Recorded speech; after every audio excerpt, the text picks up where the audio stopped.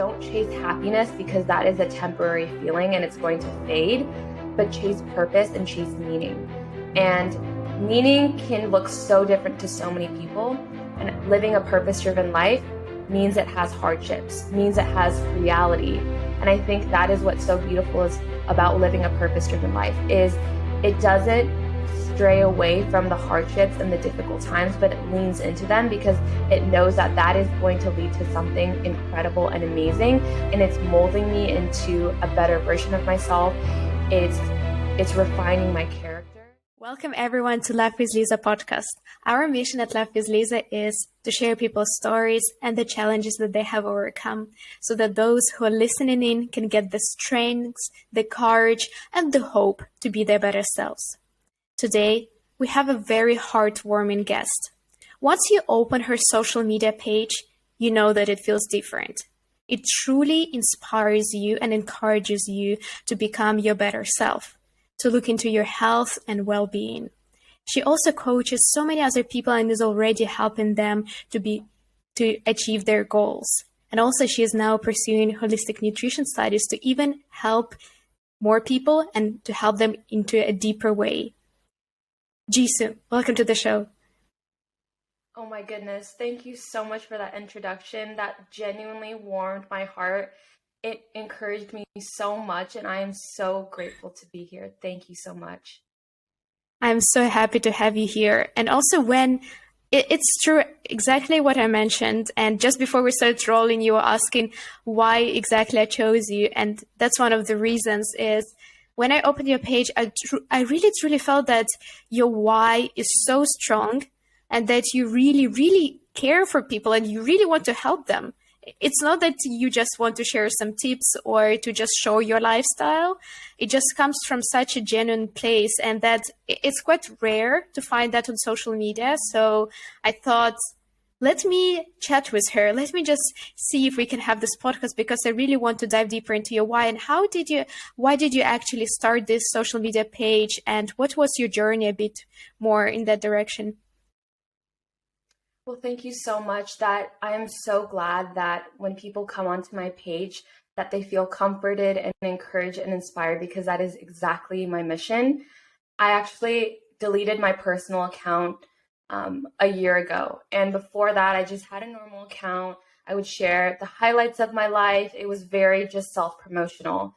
And I didn't really have a purpose with my account other than having it just be something that my friends and family follow. But it wasn't until last year where I started to really reflect on my life. And there was a lot of internal work that I had not gone through. So on the outside, I was traveling abroad. I was going to Australia. I was going to incredible university studying for medical school. I had everything going for me. But on the inside, I was really struggling a lot. My mental health was in a horrible condition. And I knew that something had to change. And so I started to really dig deep and reflect internally. And I really started to press deeper into my faith. And I knew that God was telling me, Jisu, if you want to change your life, if you want to have a different path and a different direction, you need to sacrifice something. And in that moment, my biggest idol and my biggest crutch, in a sense, was my social media. Because I would just scroll and compare myself, and I would go on there and feel horrible. And it didn't really have a purpose other than to just compare myself. So I actually permanently deleted my account, which is absolutely crazy to me because that was so much of my identity. And for 9 months, I just did a lot of healing. I went to therapy. I did a ton of journaling, a lot of alone time. There were many moments where I felt very challenged and almost lonely in a sense, but I needed to step away from all of these distractions and really ask myself, what am I actually passionate about that society or my family or all of these perceptions of what I think success is, and what do I actually want to do with my life? And so for the next 9 months, it was a time of solitude and a time of really being intentional with myself. And I had no intentions of coming back on social media. I thought, okay, I'm done. I am off social media. I'm going to be that person who doesn't have an Instagram. But as I started to heal and really fall in love with healing your body holistically through your mind, through your body, and through your soul, I couldn't help but want to share it with other people, because I truly believe that our biggest purpose is to share what we have learned. And so I kept having this inkling of wanting to come back on Instagram with a completely different intention. And so it's crazy because it truly feels that I have been preparing for this moment for 9 months by sacrificing the one thing I thought I could never give up, and then coming back on when I never thought I would. And so I came back on February of 2022 this year with a completely different intention of purely just creating the account that I have now, which is Health with Jisu, to give back. It's not about me. Even though I post about me, it's about every single day I think about, how is this going to impact someone that is watching my stuff, looking at my stories, commenting on my posts. It is all about you guys, all about people, and inspiring people to become the healthiest, most purpose-driven versions of themselves. And so right now, that is my mission. And long story short, I thought I was going to go to medical school. I even was in the process of applying right now. And a couple months back, I just realized that my true passion is not medicine and prescribing drugs and pills, which is a completely different topic. But my true passion is helping people become well and to thrive and not just survive. And so right now, I'm so incredibly passionate about my Instagram account and just sharing my platform. And I also have like my own podcast where I interview other amazing people. And just really, I want to make such a beautiful impact on people's lives. And that is kind of how my journey started. There's so much, but I've been rambling on. And so I will leave it at there for now. I think it was just so beautiful. And I got the goosebumps multiple times when you were sharing your story, because I think that life has almost such a unique sense of humor. You know, you leave social media thinking that that's something you cannot give up. And then you come back to social media as actually being your true purpose and a platform where you can share your story and actually help people, and being so intentional. And I got the chills again, being so intentional. And I find that there's just so much power behind being intentional, but at the same time, with any situation in life, and social media being also one of those, it's what you make of it. It could be actually used as a tool to connect with like-minded people, to share and help your community that you've created and have this warm feeling. And also at the same time, it could be used as an escape, as a place where you go scrolling and comparing and actually leaving social media and feeling just so drained and tired and bad about yourself. And then I think it's just such a huge difference, because you've experienced both. So you've known one side, and then you consciously chosen to actually dive deeper into the other side. And now it's so intentional, and you've had the pain of knowing the previous side. So now your why now going to the other side is even stronger. And I just love honestly, this is so impressive. And it's I just want to go on top of that. Yeah, I just want to emphasize what you just said. I absolutely agree with you. Before, when I just had my account for myself, it was all about me. How can I be loved by how many comments I get, how many likes I get, how many followers I have, whatnot.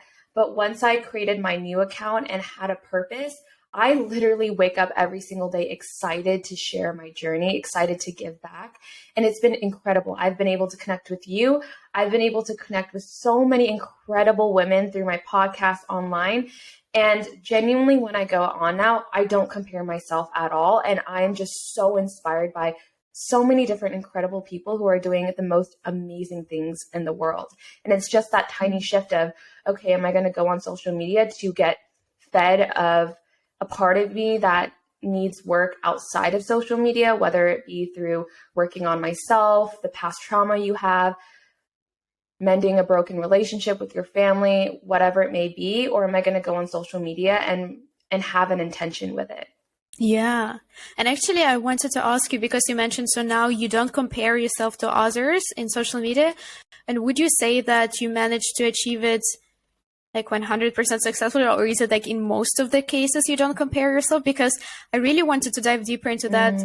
And I can also share just from my personal example. Most of the times I don't, but I feel like, for example, sometimes when I'm more tired or I'm just like still end up in the more mindless side of the social media, then I can spot myself comparing. And even it could be you put so much effort into creating a certain piece of content and then it didn't get as much appreciation. And you're like, why? Like that person got so much more. And I also want to reach even more people and help more people. So how is it for you? So is it completely not comparing? And if it is, just let me know how. Well, no, it is absolutely false. I take back what I said about not comparing myself all the time. It is a different kind of comparison, right? Because now I am a content creator. I'm putting out content. Like you said, I'm always trying to analyze what is doing well, what people want from me. And so obviously I'm going to compare myself with other content creators in the health and wellness space. But I also want to clarify that comparison in itself is not a bad thing. It is okay to compare yourself with someone else because that means you have certain standards. That means you know what you want. It means that you either want what someone else has or you're trying to evolve and grow. So I don't think comparison in itself is a bad thing. I think it has a very negative connotation, but it's when comparison leads you to feel worse about yourself. Yeah. And so when I do find myself asking, why don't I have enough followers? Because that is a huge thing that I'm going through right now. Why is my content not blowing up? Why, when I'm more authentic on my social media, which I have been recently, I've really broken out of my shell and really talked, on my stories naturally and really shared my personality. Why am I not growing so much more? All of these limiting beliefs, whatever it may be, I catch myself now, because beforehand I would have just started spiraling down this rabbit hole of I'm unworthy, I'm horrible, no one loves me, I'm not beautiful enough, etc. But now I will catch myself and say, okay, Jisu, I'm comparing myself for a reason. And so I'm going to dig even deeper. Okay, I'm actually insecure about this. Let me work on that. And so now when I think about comparison, if I ever feel insecure or have negative emotions when I'm comparing myself to other people, I think, okay, this is actually a great tool and a great insight and a better awareness of the weaknesses or the struggles that I can work on outside of social media, if that makes sense. But no, it is never perfect. I'm not perfect either. I still compare myself daily, and it's something that I'm really working on. But I would love to get to a place where I can really say it's more about the journey and not about the destination. And I think that's when comparison starts to fizzle away. I think you were one of the first people that just mentioned that comparison is not necessarily always bad, because in my mind, I always thought of it as a negative thing that I need to avoid, and felt guilty when I would just find myself comparing. And I just remembered a quote from Mel Robbins that is very much, it's about jealousy, but now I can see the link between jealousy and comparison. And it basically, probably you already know it, but it was saying that you will not be jealous. So jealousy is a signal, because basically you would not be jealous of something that you don't desire, like that your soul truly does not desire. So like say like someone has a blue car, or I don't know, I don't really want a car. So I see someone driving that blue car and I don't feel any jealousy or any emotion towards that. I don't want that blue car. But whereas like you see someone with like a great community on Instagram, and you could experience jealousy, like, oh my God, that's the signal of something that I truly want. And to use that as a signal is so powerful. And now when you mentioned that comparison as well, it shows you that you do have certain standards, and it also points out that some things that are important for you. And I was like, okay, now it's very interesting, because you can also start using it as just a signaling tool for yourself to just spot things that truly matter to you. Yes, exactly. That Mel Robbins is where I actually was listening to one of her podcasts the other day, and she was talking about exactly that, about how jealousy is actually a reflection of what you truly want, and how you can actually empower yourself to say, okay, if I'm jealous about someone who has a greater following than me. Why am I jealous? Okay, it's because I feel that in my mind, they are more worthy or inspiring more people, or they have a bigger platform, so they matter more. Okay, well, what's the reality? The reality is I'm still inspiring people. And if that is what truly matters, I'm doing that already. And so it's kind of taking that comparison. It's okay to compare things in your life. It's what you do after you compare those things in that sense. And I love what you mentioned about really understanding what you desire, because so often when we don't really know what we want, we start to be jealous of everything and everyone. Mm. But once we really get to know ourselves, we start to recognize, what do I actually want? And instead of jealousy, it becomes inspiration. And for me, that's what I'm working on, is shifting from jealousy of, I could have looked at you and said, I'm so jealous that she has a bigger podcast, bigger whatever. Or I could say, hey, if she can do it, I can do it. She's done it, I can do it. And that is what gets me up in the morning. And when I think, I can't do this, who am I to have a platform? Who would ever follow me? I think, okay, I follow this one person and I know she started from zero, so I can do it too. And that shift has really, really, really helped my mental health and changed the game for me. Oh my God. And I also think everyone, somebody now who has millions of followers started with zero. Everyone started with zero. Yes. And then in the beginning, it's like everyone had so many hardships. And I absolutely love Jay Shetty. And I think I almost mention him in every podcast. So Jay Shetty, if at any point of time you listen to this podcast, I love you so much. You impacted my life. Yes. What were you saying? Oh, no, I was just agreeing with you. I love Jay Shetty as well. And he's absolutely incredible. So if he's listening, he should come on this podcast. Exactly. Yeah. He was mentioning in terms of that he also started with 0 followers, and his success currently in life is also attributed that he got even more no's and even more rejections than any person with less success, because he just put himself out there so much more, and he had like so much more rejections, but also a higher rate of success. You know, if you put yourself out there into like 100 opportunities, 95 get rejected, but you still get 5. And many people just put themselves to 3 opportunities, and it could be that 3 get rejected and they feel so sad. Yeah, but I think just like starting from 0, and everyone starts from 0, and just like even realizing that is so powerful. And also when you mentioned that you have this question, like, who am I to have this platform, and who am I to actually give advice to people? I think this is the question that so many of us have. And each of us is so unique, and there's only one of us. Only one person of us, like you, exactly like you, with your unique traits, your beautiful gifts that you have in this world. And that already makes you qualified to actually share your stories, to share your gifts with the world. And even I feel like we even have a moral obligation to do so. We cannot just shy away from the work and not contribute into this world the way we have to contribute. Yeah, that is absolutely so powerful. And I just want to say to anyone, you don't have to be a content creator to make an impact in people's life.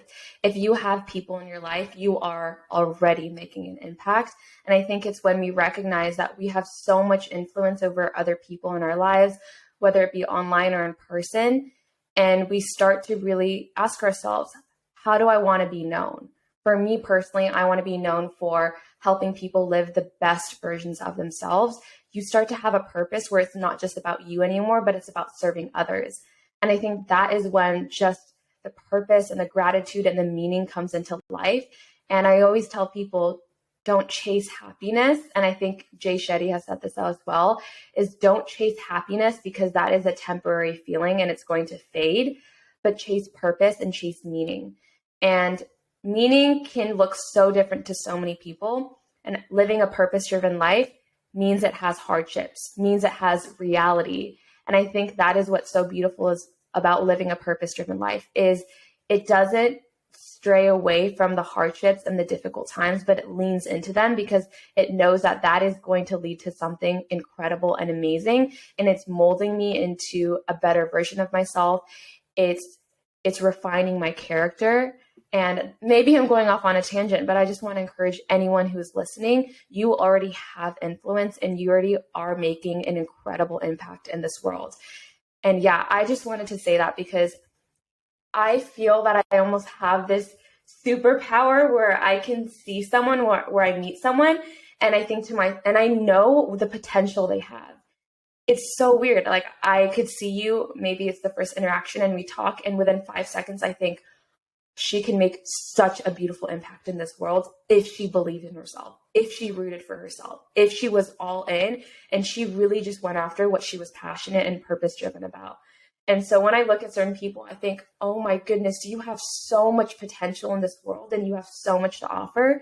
But it really starts with us, and it really starts with healing ourselves and working within, because I truly believe that we can't give what we don't have.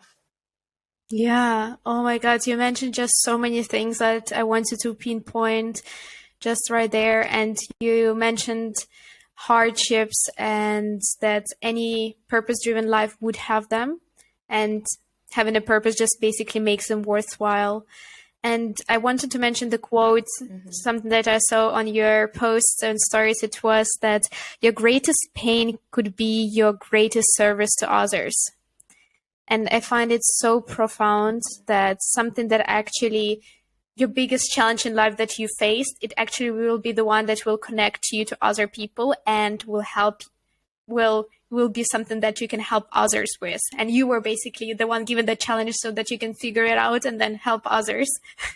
So I was wondering, what are some of the challenges or the pains that you've experienced that are now actually helping you to serve others, to help like in your coaching or in your social media journey? Do you have any that you also feel that it was the pain that you experienced and that's why now you can so easily help others and connect with others on it?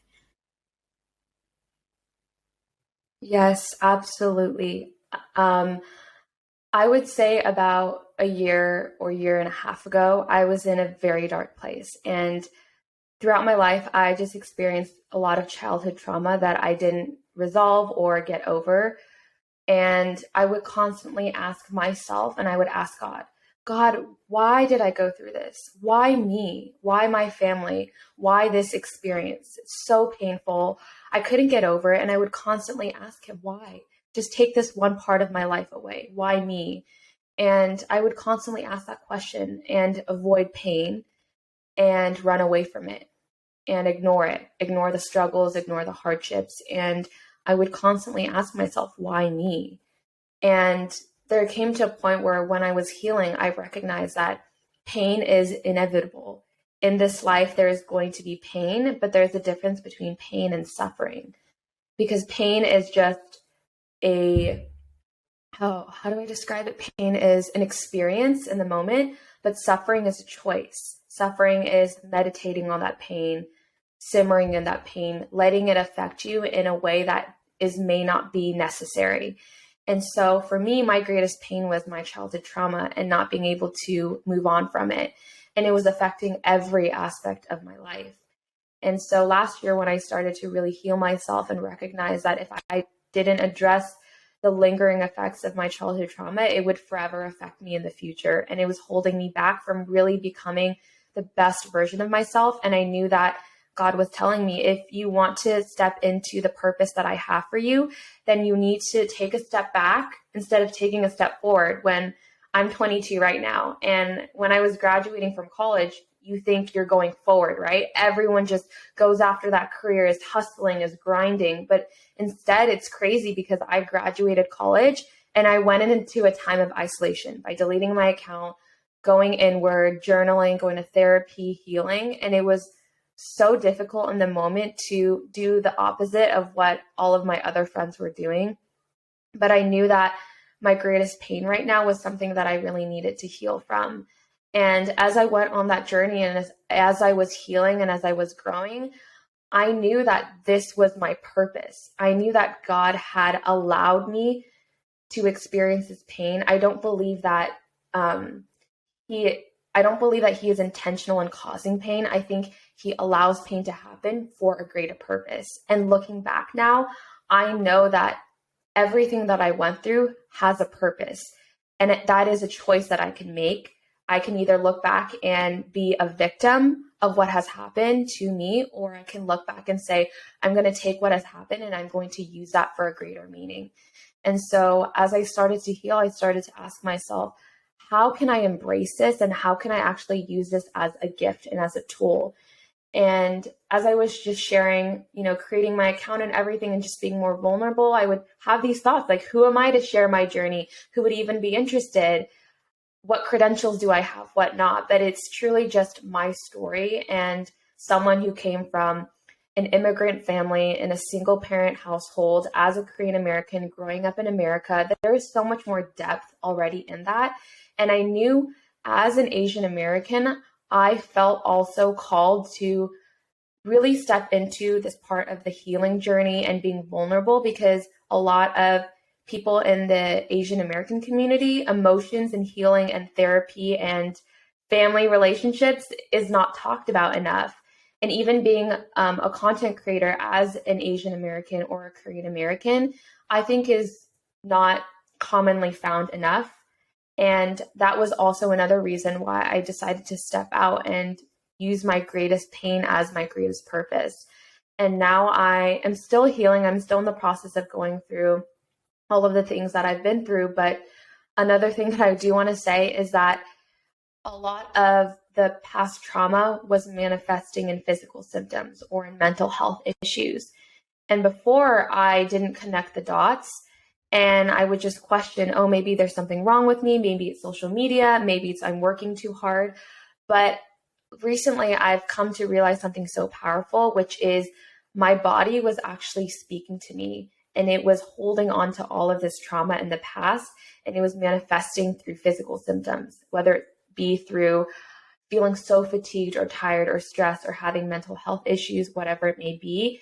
And instead of beating myself down and saying, oh my gosh, I can't believe I've been so hard to myself, instead saying, thank you, body, for giving me these signals and these signs, because now I'm going to finally listen to you and heal and really address the things that are coming up in my life. And it's been an absolute incredible journey, the most challenging thing I've been through in my entire life, but here I am now, and I have just never felt more on fire every time I wake up and more purpose-driven every single day. So I hope that kind of answered your question. Sorry if it didn't. No, please don't say sorry. It has been beautiful. And even when you were just sharing your story, I could see the shift in terms of your mindset based on the questions that you were asking yourself. You went from why is this happening to me to listening to yourself, listen to the body. How can I use this as a gift? How can I use this as a tool? And even in those questions, you see how much more powerful it is and you are becoming and actually tapping into your power. And I 100% believe believe in the connection between your state and also physical symptoms and how it is connected. And our bodies are so wise. And actually, I have not read this book myself, but I've heard so many great things about it. It's called Your Body Keeps the Score. And it's basically how you also you still carry so many of these traumas and experiences in your body, and it remembers. So I'm really looking forward to reading that book, but 100% I agree with that. And just listening to your body. And when you listen to your body and you actually appreciate it and respect it, it gives you so much more back, because it just loves that it's been listened to. And I think it's just like something that I personally had as a rule. It's like I can push myself very hard, and at the same time, even if there is an important deadline and my body is like, I really wanted to have a nap, I will prioritize that nap instead of my very important deadline, because I know that ultimately it's your health that is just so much more important. And literally, it seems like everything is so urgent and needs to be done right away, and until you get sick. And then once you're sick, you realize that the only thing that truly mattered is just your health. Because when you're sick, you just don't feel like doing anything at all, and you realize how unimportant it truly is. And another topic that I really wanted to touch upon with you is going from the diet culture and moving towards intuitive eating, and your journey in terms of trying out different diet cultures, and then now being on this beautiful journey of intuitive eating. And my favorite part is how not extreme you are, in the sense that you say, if 80-90% I eat healthy, I'm okay with having 10% of just like not restricting myself or not going crazy about not sticking to the strict rules. And I really like that part. So let's dive deeper into that topic. Yeah, I mean, I was deep into diet culture for a very long time. Ever since I was young, I would follow certain people who would say, do this, do that, eat this amount of calories, whatnot, and you will look like me. And what I've come to realize is that it's not necessarily diet culture that's the fault. I think a huge mindset shift that I've had is taking responsibility for the things that I have done or the things that I think about. And diet culture will only affect you if there is something that they can latch onto. If there's nothing to latch onto, it will not affect you. And that is something that has really shifted my perspective. And it made me realize that the reason I was so steeped in diet culture was because I was hurting and I was suffering. And I thought if I looked a certain way, if I had this physical body, then I would finally be enough. And also it was a form of control, because there was so much that I couldn't control in my life when I was younger. And that leaked into me wanting control of everything that I could control, one of them being my body. And I would say one of the ways that I was able to separate myself from diet culture was a lot of intention and a lot of work, in the sense where I started unfollowing anyone and everyone that made me feel insecure, that was showing too much of their body, that was putting too much emphasis on their worth or their value being on the way that they look. And I just started unfollowing, whether it be YouTube, online, social media, everywhere. I just did a huge cleanse and I stopped watching those things, because the more you reinforce your brain with those images, the more you're going to think about them. And as I was just taking a step back, I also would start reading books. I would start following people who are really into intuitive eating. I started going to therapy. I started really reflecting. And a big thing was I actually started to address my emotions and my negative emotions. And that really helped me, because now I wasn't coping with all of the things that I was struggling with food or with body or with exercise. And I wasn't using food or body as a way to numb myself or feel better about myself. But I was using other healthy coping mechanisms like journaling, talking, reflecting, going to therapy, all of these other inner work things that was allowing me to recognize that by constantly even giving a hint of diet culture, even saying like, oh, mate, I just want half of this, half of that. Even if you just want half of what people say, that is still reinforcing in your brain that this is what is important or whatever it may be. And it has been a long journey, but I would say for intuitive eating is my number one tip for anyone who wants to start is take away all the distractions. When I eat now, I don't watch any YouTube, and I used to do that. And it was another form of numbing myself and not being connected with my food. So now I never, ever watch anything. I'm never on my phone. I plate all of my food. I sit down. I try to take a deep breath or just calm myself down and really taste the flavor. Don't focus on the calories, on whatever it may be. Focus on the texture, on the taste, on the color. How much do you actually enjoy this food? And really focus on your hunger and fullness scale. So how full do I feel? How hungry do I feel? And I started to let go of all of these restrictions that I've had, like intermittent fasting or these labels, and really just listen to my body. And people ask me, how do you do that? How do you do that? By taking away distractions in your life. It could be not eating with the TV on, not eating with Netflix, just sitting by yourself. It may be just taking a moment for yourself, or just really pausing and slowing down. And for me, I love what you said about me not having these restrictive labels, because I actually don't even like the label 80 to 90%. I just say that I am mostly plant-based, where I try to eat mostly whole foods, and I share that on my platform because I want people to be inspired and encouraged by that. But literally, like the other day at work, there were donuts, and they were regular donuts, and I had one. And it's because I realized that the more I tell myself I can't have something, the more it's going to be enticing. And I'm going to end up binging on the crackers or coming home and eating something else anyways. So might as well just have that little thing and recognize that one item, one food is not going to ruin my entire diet. And, 80 to 90% of the time I'm eating fresh whole foods. But I never like to label myself as vegan or gluten-free or plant-based or whatever it may be.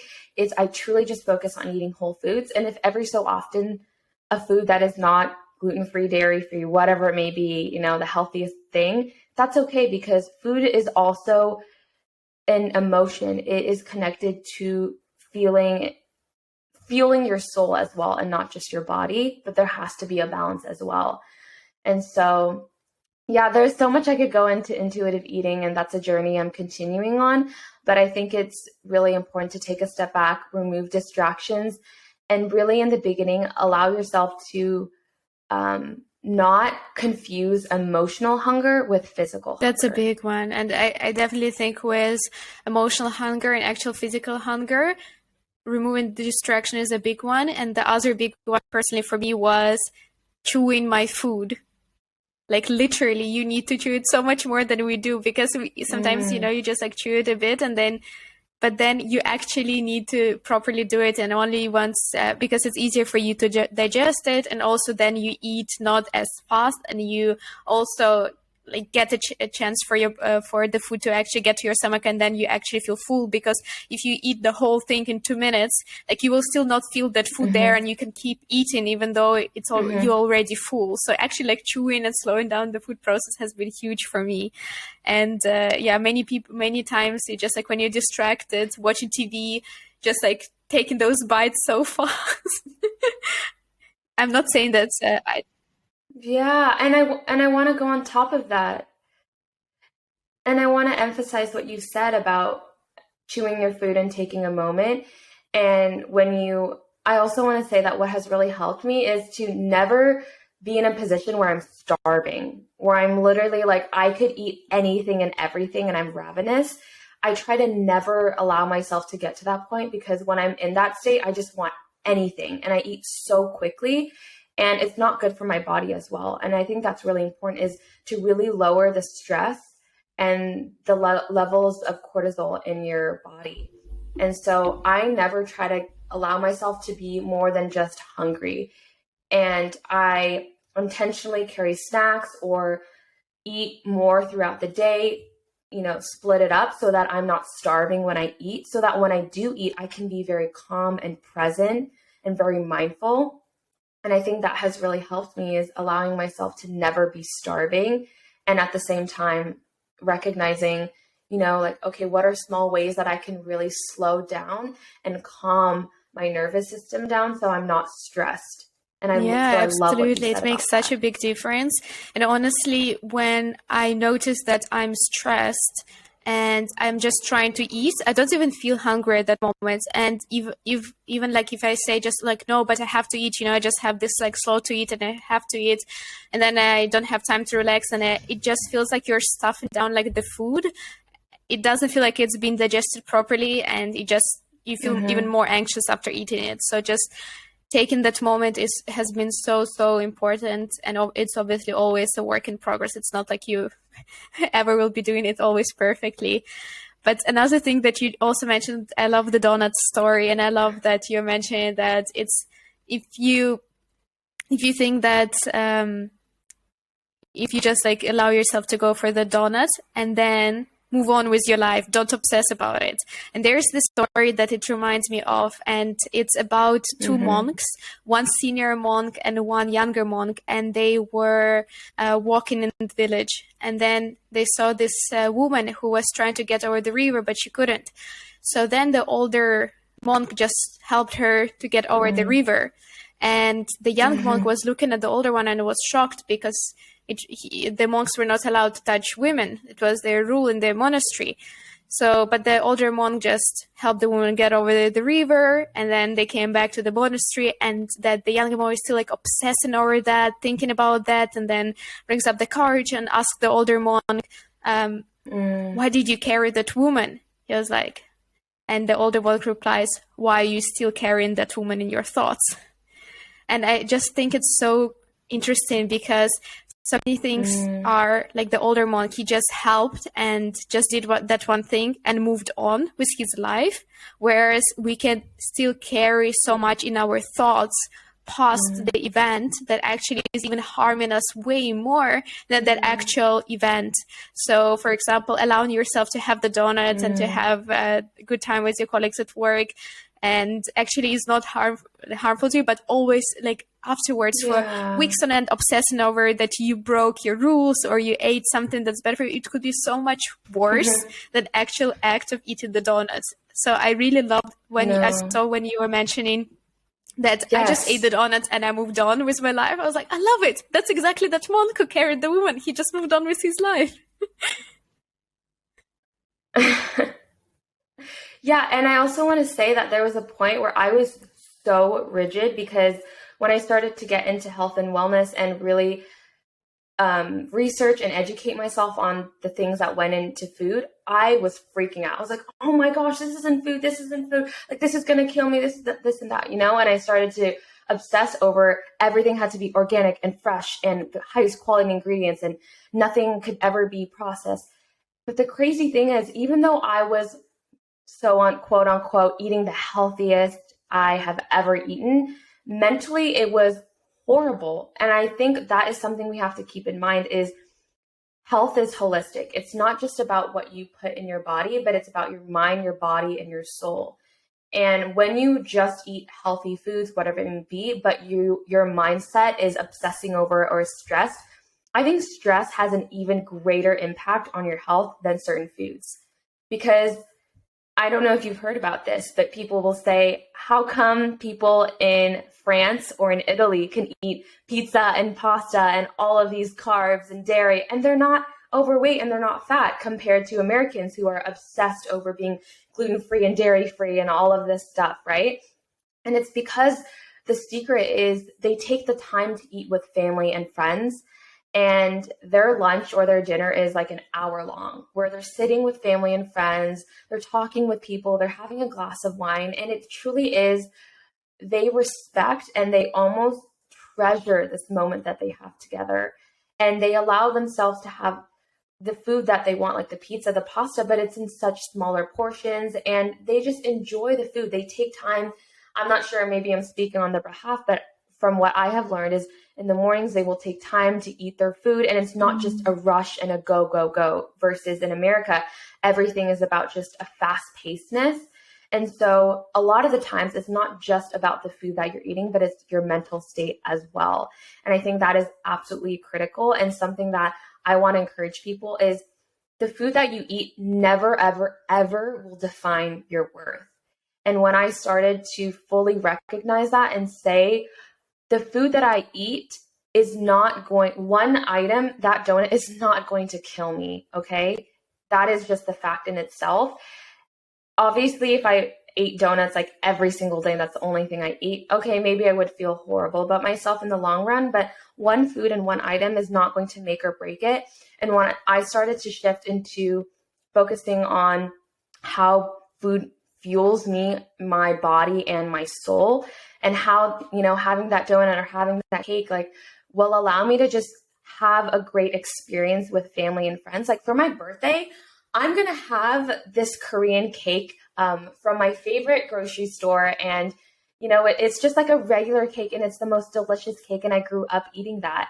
And, you know, it's not plant-based, it's not gluten-free, dairy-free, whatever it may be. But I know for my birthday, I'm going to have that cake and I'm going to buy that cake and I'm going to enjoy my time with my friends and my family and just treasure that moment, because that is what life is about. It's not about obsessing over the food that you eat constantly, because your mental health and the stress you put on yourself is just as equally important, if not even more important, with the food that you eat as well. So it's always holistic. Your body is so interconnected with your mind and absolutely. Your spirit as well. I think we went quite deep down that topic, and I absolutely agree. That's exactly what life is about. Also about actually also enjoying your life, enjoying the small moments, and making sure that the experiences that you are having are worth it. And I think it's a good moment to ask, before I ask my last question, where can people connect with you, reach out to you, join your community? You guys can follow me on Instagram at Health with Jisu. That's Jisu, and that is the only social media platform I have. I also have a podcast called the Head to Toe Podcast, and you can also find the link in my bio, but I also have incredible guests on there. I also do solo episodes. It's all about holistic health and wellness. And in terms of my Instagram account, I will share plant-based recipes. I'll also share tips on how to find joyful movement. It's truly such a holistic approach to health. I've also been sharing ways to avoid chemical products in your life and trying to detox, whether it be through perfumes or deodorants or conditioners. So it is a huge range of things on my account, but that's what I love. And instead of tunneling myself, I totally could have just said, okay, I'm just going to share recipes, but that's not who I am. Like I'm so passionate about approaching health in a very holistic manner. So if you ever need any encouragement, any advice, I'm also very active on my stories. Come and DM me and say that you listened to this episode and let's chat. So definitely find me on Instagram at Health with Jisu. And my last question would be, brace yourself, it's quite a complex one. So what would be your biggest future regret? So it is something that when you will be 80 years old, you will be looking back on your life and you think, oh, I wish I've done that and I knew that I should do it and I have not done that. So now at your point of time, you have not done that yet, but you already know that it's something that you would for sure regret if you don't do it.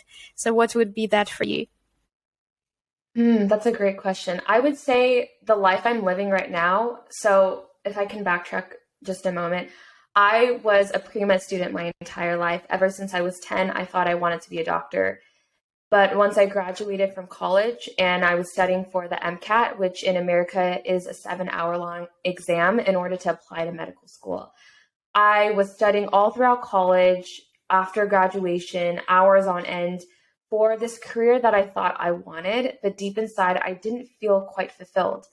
And that's something I want to share with people is that if it doesn't truly set your soul on fire, then I don't think that is your purpose, or that for me, that wasn't my purpose, right?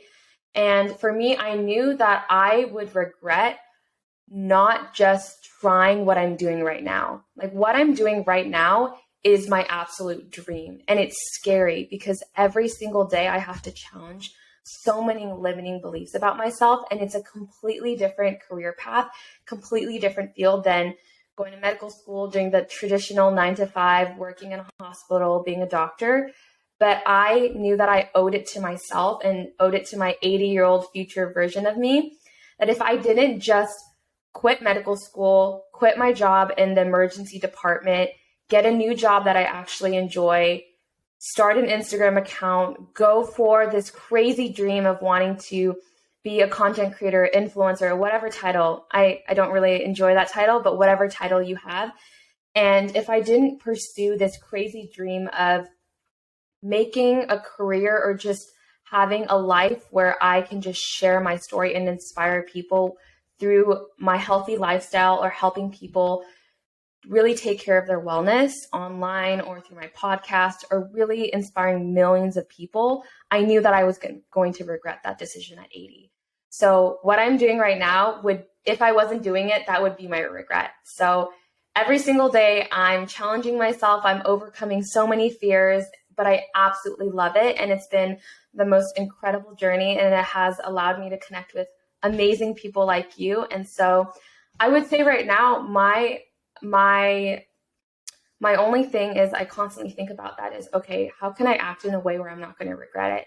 And I would honestly say that in this season of my life, I have been challenging myself to be the boldest and most courageous I have ever been, and to really let go of the lid of my dreams. That's something that I've also listened to from a Mel Robbins podcast, is one of the hardest things that we can do is not actually the steps to get to where we want to go, but is to take off the lid of our dreams. And when I heard that, I was like, you know what? You're right. I've been putting a lid on my dream. I'm going to take a lid off of my dream and start dreaming even bigger.